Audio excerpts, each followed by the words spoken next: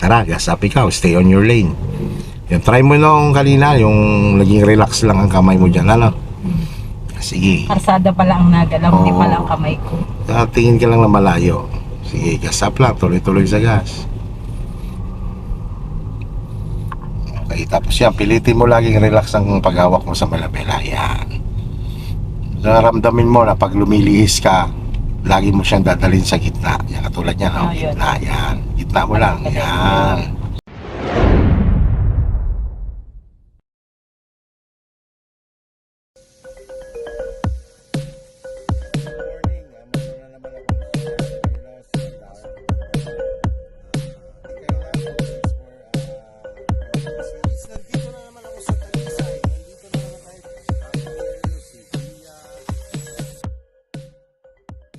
Okay, so mga kuya, no, day 1 pa lang, nandito na kami sa bypass road, di Ma'am Maylin.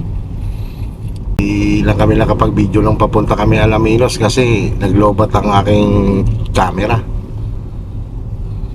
So ito na lang ang medyo konting problema pa namin yung sa alignment, pero nakukuha-kuha niya na naman. Yan, sa layo lang tingin sa guhit, bawat guhit.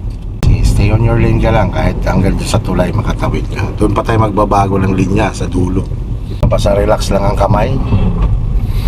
Tuloy-tuloy ka lang sa gas, speed up ka pa. Okay, so pabalik na po kami, no, at day 1 pa lang. Malaman pa namin kung kailan ang day 2. Baka may day trip. Kahit kung kailangan di ba? Kasi ang gusto naman natin dito matuto, hindi sa LTO. Mami, ano nga po, may license halimbawa. Hindi naman marunong, di ba? Knowledge muna tayo. Madali na yung pagkuha ng lisensya pag marunong ka na baga, di ka? Anong ikakatakot mo doon? Pag nagdadrive, may marunong ka na bago ka pumunta sa kanila. Dahil yung knowledge na yan, pag nakuha mo na yan, na-absorb mo na yan, panghabang buhay na yan. O, tingnan mo, relax ng buwan mo, hindi na malikot, di ba? O, nasa alignment ka na, tingnan mo, check mo ang mga side mirror mo. Di ba? Bilis-bilis na akong tumigil. Kanina tinitigan ko pa eh. Tapos yun, so, consistent lang pagagas. Tingnan mo lang ang guhit. Yan. Okay, so ganito ang pag naglilipat ng linya, di ba? Lilipat tayo dyan sa left. O, signal ikaw sa kaliwa. Okay, signal. O, tingin sa kaliwa, wala. O, speed up. Yan. Patay na si signal light. Tuloy-tuloy lang.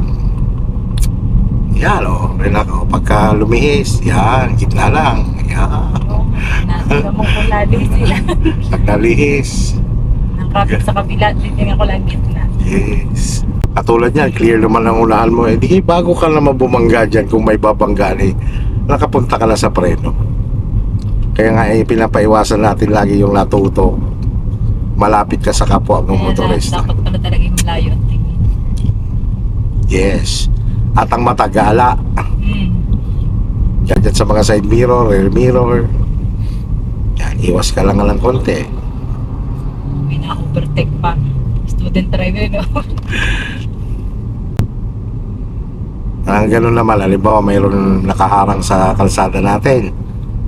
Ang gagawin mo naman yun, bago mo siya iwasan, tingnan mo muna yung, kasi kakain ka lang Kaya ngayon nga, tapos may umovertake pala sa akin. May mga umovertake na hindi man lang nagsisenyas, yung hindi mo bumubusina. Hindi bumusina eh. Yan, ayos na. Huwag naman sobrang lubay, yan, ganyan lang. Baka naman pag nalubak ka. Oo. Maya biglang lubak, may nasagasaan kang pato, yun. So ayan, ganyan lang, yan. Maintain mo yung ganyan. Pag ramdam mo lang nagigigil ka, yun, medyo lubayan mo lang konti. Yan, slow down kasi medyo sharp siya. Focus ka lang sa hugis ng kalsada. Yan, diba? Hindi naninigas ang kamay, di ba? Traffic swabe, di ba? May improvement ka ko. Yes! Anong pagbalik natin, tingnan mo, naging relax ang kamay mo. Tingnan mo, sa palagay mo, may improvement ang nangyari? Karsada pa lang nakakilong dito. Yun. Nagagano ng kamay ko, di ko naman ginagalaw. Yes, hindi may dahilan ang kamay mo doon, hindi may dahilan ang sasakyan. Kaya ikaw ay nandyan, nakahawak sa manobela, ikaw yung magtatama sa sasakyan mo. Dahil nga ang kalsada natin, hindi consistent yung sukat, yung hugis. Kung anong hugis ng kalsada, yun din ang posisyon ng iyong manabela. Diba? Kung hindi ka na lalabas sa linya, alam mo na. Drawing. Oo, alam mo na siya ipasok. Nagamit mo yung palalahi mo ngayon. Diba? Wag lang yung gagalong-galong. Yan, slow down kasi intersection. Intersection na pala. Oo.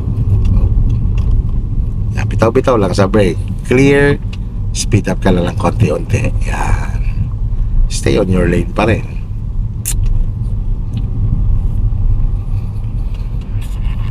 Yan, pagbalik na ito ng Qatar, marunong na ito.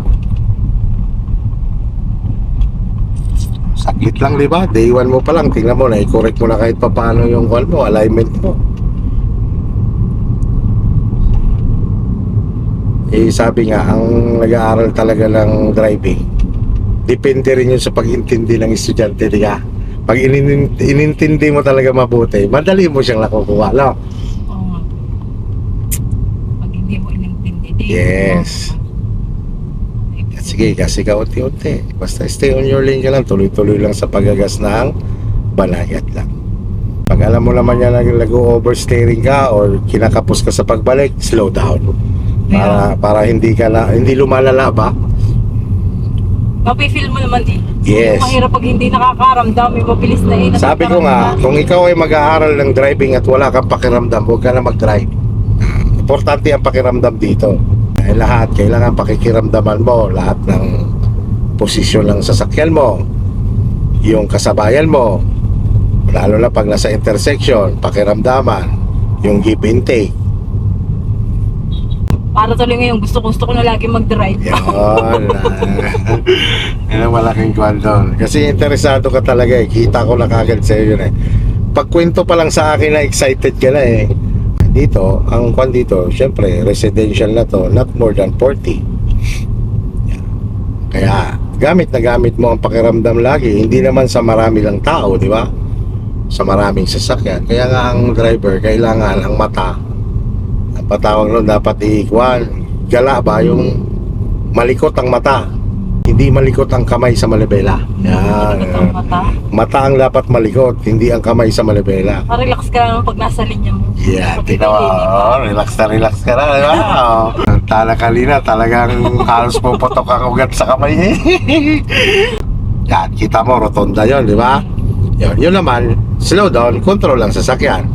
Tingnan mo yung lilikuan mo. Tapos dito naman, ina-advance yan. Okay yan. Advance ano? Ba't siya tama siya? Okay lang, much better naman yun. Yan, kapala kay brake. Yan, bitaw-bitaw lang yan sa brake. Kumbaga para kang tumitigil. Yung lumiliko ka kanina, full turn, di ba?